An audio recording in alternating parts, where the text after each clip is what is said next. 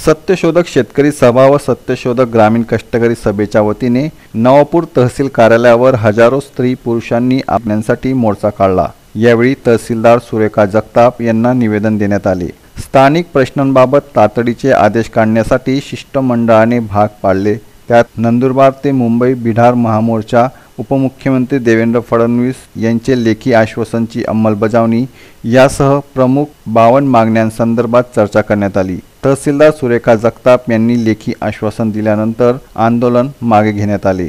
यावेळी काँग्रेट करणसिंग कोकणी, रामसिंग गावित, आरटी गावित, रणजित गावित, होमाबाई गावित, शांताबाई गावित यांच्यासह मोठ्या संख्येने महिला व पुरुष मोर्चात सहभागी झाले। हा मोर्चा गेल्या 7/12/2023 रोजी नंदुरबार ते मुंबई पायी बिहार महामोर्चा आयोजित करण्यात आला होता।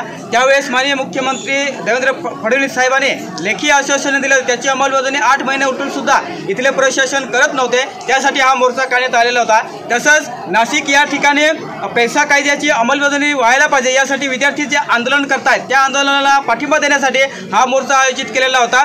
अशा स्थानिक प्रश्नावर व्यवस्थितपणे तहसीलदार साहेबांशी चर्चा झाली आणि ज्या काही स्थानिक मागण्या होत्या त्याच्यावर लगेच निर्णय घेण्यात आलेला आहे। जो आतापर्यंत कुसुम सोलर पंप योजना हा वनपट्टाधारक शेतकऱ्यांना भेटत नव्हता, तो मिळण्यासाठी तलाठीकडून ना हरकत दाखला आणि कारणीपुरता नकाशा जल स्रोत असल्याबद्दलचा दाखला हे तलाठी देत नव्हते। त्या दाखले देत नसल्यामुळे आदिवासी वन हक्क दावेदार या योजनेपासून वंचित होता। तर ते आता देण्याचे आदेश माननीय तहसीलदार साहेब करतायत।